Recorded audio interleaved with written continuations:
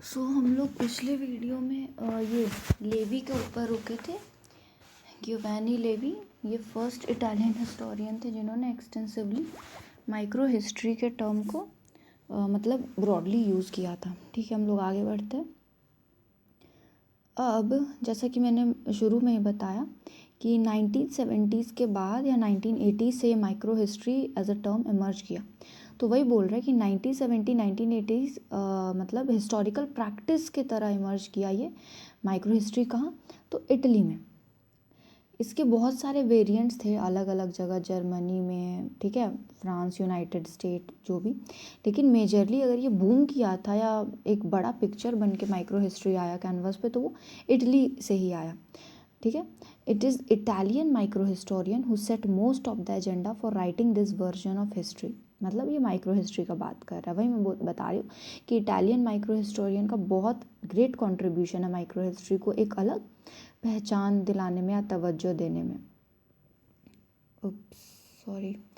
तो ये फिर चीज़ एंड द वर्म्स के बारे में मैंने बता ही दिया। इसका पूरा नाम है बुक का, ये cheese and the worms, the cosmos of 16th century miller. ये मैं समझा चुकी हूँ। और किसका ये वर्क? तो गिन्सबर्ग, वही कार्लो गिन्सबर्ग का। और ये फादर ऑफ माइक्रो हिस्ट्री है। ठीक है, और इसके मतलब ये तो एक वर्क, आप इटालियन एक वर्क जान गए। और भी वर्क है इटालियन माइक्रो हिस्ट्री के ऊपर, जैसे कि एनिग्मा ऑफ पिएरो। इनके राइटर कौन है? Piero della Francesca. उसके बाद है आपका लेवी का एक और वर्क है, inheriting power, the story of an exorcist. तो ये 2-3 वर्क और है। हाउएवर जो माइक्रो हिस्ट्री है is part of wider trend जो कि इंक्लूड करता है intensive local individual studies by Emmanuel Le Roy लेड्यूरी in France. मतलब ये बोलना चाह रहे हैं कि जो माइक्रो हिस्ट्री है वो पार्ट है वाइडर ट्रेंड का जो कि इंक्लूड करता है लोकल इंडिविजुअल का स्टडी। अब यहाँ पे एक एक करके आपको नाम दिया। फ्रांस का लेड्यूरी हम लोग जान ही गए।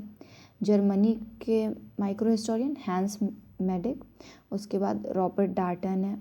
फिर इसका नाम तो मैं एग्जांपल में ही दे चुकी, नैटली ज़ैमन डेविस, यूएसए। तो ये कुछ माइक्रो हिस्टोरियंस है। और ऑलराइट,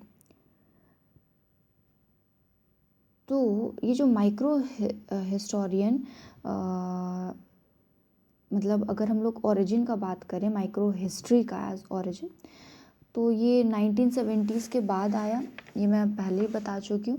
अच्छा, अभी ये आया कैसे? तो इसके आने के पीछे एक ही ये है, मतलब बात है, क्राइसिस चल रहा था 1970s के एरा में, 80s के एरा में। और ये जो क्राइसिस था, ये कैसा क्राइसिस था? तो सब ऑप्टिमिस्टिक बिलीफ से थक चुके थे। और मतलब वर्ल्ड जो था 1970s के बाद 80s वाला, आप उधर देखेंगे फ्रांस का रिवॉल्यूशन सब हुआ, तो पूरा जो क्या बोलते हैं लाइन था वो ट्रांसफॉर्म हो रहा था, रिवॉल्यूशनरी लाइंस पे सब जा रहे थे। ठीक है, तो माइक्रो हिस्ट्री क्यों एमर्ज किया? तो जो मैक्रो हिस्ट्री था वो सब रिवॉल्यूशन में या जो भी हो रहा था उसमें इंडिविजुअल पे, एक स्मॉलर यूनिट पे क्या असर पड़ रहा था वो कोई नहीं शो कर पा रहा था। तो इससे क्या हो गया? इंक्रीज हो गया आपका डिसएंचेंटमेंट विद ग्रैंड नैरेटिव। कहने का मतलब मैक्रो हिस्ट्री जो grand narrative broader picture show करता है उस सब डिसएंचेंटमेंट मतलब डिटैच हो गए थे एक तरह से। क्यों? क्योंकि जो माइक्रो हिस्ट्री या बड़ा बड़ा वर्क था वो did not capture reality at micro level. छोटे छोटे बातों को कवर नहीं करता था, किस पे किस लड़ाई का क्या असर पड़ा, या कोई डायनेस्टी का कहानी है तो उसमें छोटे लोग पेजेंट, मतलब किसी का वो उतना शो नहीं किया जाता था। ठीक है, तो इसीलिए माइक्रो हिस्टोरियन बोलते हैं कि जो अटेम्प्ट है शुड बी, कैसा अटेम्प्ट करना चाहिए? To open history to people जिनको लेफ्ट आउट कर दिया गया, मतलब दूसरे मैक्रो हिस्ट्री के मेथड में। To elucidate historical causation on the level of small group where most of life takes place। ये क्यों ये लाइन बोला? क्योंकि जितने भी आप चाहे कोई कहीं भी पहुंच जाए, सब नीचे से ही शुरू करता है। कहने का मतलब माइक्रो लेवल पे सबका शुरुआत होता है। तो वही बोल रहा है, to elucidate historical causation on the level of small group where most of life takes place. Alright, उसके बाद हम लोग आगे बढ़ते हैं। जो लेवी हैं जिनको हम लोग ने पीछे नाम देखा था, गियोवैनी लेवी, ये जो है ये बोलते हैं, मतलब कि स्टेटमेंट देते हैं। इनका बेसिकली अगर आप पूरा ये स्टेटमेंट रीड करेंगे तो कुछ खास नहीं है। ये वही रिलेटिविज़म के हमेशा अगेंस्ट रहे हैं, और ये बोलते हैं कि जो कंसेप्चुअल apparatus है विथ विच सोशल साइंटिस्ट हर मतलब तरह का जो भी परस्यू कर रहे हैं वो इंटरप्रेट करते हैं करंट को, पास्ट के चेंजेस को, ठीक है। वो बर्डन हो रहा था इनहेरिटेड पॉजिटिविज्म से। कहने का मतलब जो पिछला ऑप्टिमिस्टिक बिलीफ सब चलते आ रहा था उससे बर्डन हो जा रहा था, ठीक है। फिर बोलते हैं फॉरकास्ट ऑफ सोशल बिहेवियर, ये डेमोन्स्ट्रेट हो रहा था इन्हीं सब के उसका टिंज देखने को मिल रहा था ऑप्टिमिस्टिक बिलीव का, जो 1970 से पहले चल रहा था। तो इसीलिए ये बोलते हैं कि नया सोशल थ्योरी का बहुत ज़रूरत था ताकि कंप्लीट रिवीजन हो पाए एग्जिस्टिंग टूल्स ऑफ रिसर्च के साथ। तो इसीलिए इस क्राइसिस के टाइम में जो 1970-1980s का मतलब यूनिवर्सल ईयर ऑफ क्राइसिस था, उस टाइम में आता है आपका माइक्रो हिस्ट्री, ठीक है। Micro history was one response to comprehensive crisis. ये जब माइक्रो हिस्ट्री एमर्ज किया तो ये बहुत रेडिकल रिस्पॉन्स था, ठीक है, हिस्टोरियोग्राफी के फील्ड में। क्यों? क्योंकि मैक्रो हिस्ट्री आपको बिग पिक्चर से दूर ले जा रहा है, आपको शहर का हालत नहीं बता रहा है, ये अचीवमेंट वो अचीवमेंट डायनेस्टी ऐसा था। वो आपको छोटे लोगों का बात बता रहा है, पेजेंट्स का बात बता रहा है। अब वो चीज़ एंड वर्म्स क्या है, एक मिलर की कहानी है, उसके लाइफ के बारे में। और कौन है वो पीछे, लेड्यूरी का जो हम लोग देखे थे, वो क्या है, मेडाइवल लाइफ बता रहा है फ्रांस का। तो इसीलिए ये एक क्या देखा गया, माइक्रो हिस्ट्री को रेडिकल रिस्पॉन्स की तरह देखा गया हिस्टोरियोग्राफी में।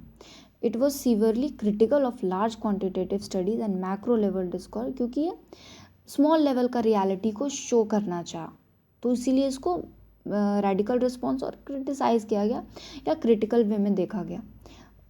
आगे बढ़ते हम लोग। जो लेवी हैं वो बोलते हैं कि यूनिफाइंग प्रिंसिपल अगर माइक्रो हिस्टोरिकल रिसर्च का था तो वो क्या था, तो बिलीव था कि माइक्रोस्कोपिक ऑब्जर्वेशन रिवील करेगा वो फैक्टर्स जो मैक्रो हिस्टोरियन छोड़ दिए, मतलब छोटे छोटी कहानियाँ सब छोड़ दिए, मतलब लोग पे क्या असर पड़ा या इंडिविजुअल यूनिट का कहानी सब छोड़ दिए, तो वो सब रिवील करेगा माइक्रो हिस्टोरिकल रिसर्च, ठीक है। ऑल राइट, अब आगे हम लोग देखते हैं। इसमें वही बोल रहे हैं कि जो माइक्रो हिस्ट्री है दस had very specific location new history में। ये सिंपली एक क्वेश्चन था उस एस्पेक्ट को करेक्ट करने का जो बिग पिक्चर में कहीं छूट गया, मतलब मैक्रो हिस्ट्री लिखते लिखते स्मॉल इंडिविजुअल्स की कहानी सब छूट गई। और it was more important to refute relativism. अच्छा, मैं बोल रही हूँ लेवी भी रिलेटिविज्म के हमेशा अगेंस्ट है। यहाँ पे देखिए, लेवी माइक्रो हिस्ट्री मतलब वो रिलेटिविज्म के हमेशा अगेंस्ट थे। ये यहाँ नहीं है कहीं, तो इसी में होगा कि लेवी हमेशा रिलेटिविज्म के अगेंस्ट है। और यहाँ भी वही है कि रिफ्यूट रिलेटिविज्म, कहने का मतलब रिलेटिविज्म को हटाना, ठीक है। तो रिलेटिविज्म क्या है, रिलेटिविज्म कहने का मतलब कोई एक चीज़ अगर फैक्ट दे दिया गया तो बोला जाता है कि उसका सबका अपना अपना ओपिनियन हो सकता है कि वो गलत है वो सही है, वो गलत है वो सही, सब अपने अपने तरीके से बोल सकते हैं। लेकिन इसी रिलेटिविज्म के अगेंस्ट थे लेवी कि ऐसा नहीं हो सकता। अब जो ट्रूथ फैक्ट है वो आप, इनका कहने का मतलब था कि आप उसको रिलेटिविज्म के अंदर डाल के वेरियस पॉइंट्स नहीं दे सकते, जो ट्रूथ है वो ट्रूथ ही रहेगा, ठीक है। तो ये हो गया, ठीक है। तो अब कार्लो गिन्सबर्ग जो थे वो लेवी को, ये रहा, हाँ, लेवी को सपोर्ट करते हैं जब वो रिलेटिविस्ट पोजीशन के अगेंस्ट जाते हैं, ठीक है। और एंकर स्मिथ एक हैं, उनको उनका दिया हुआ तरीका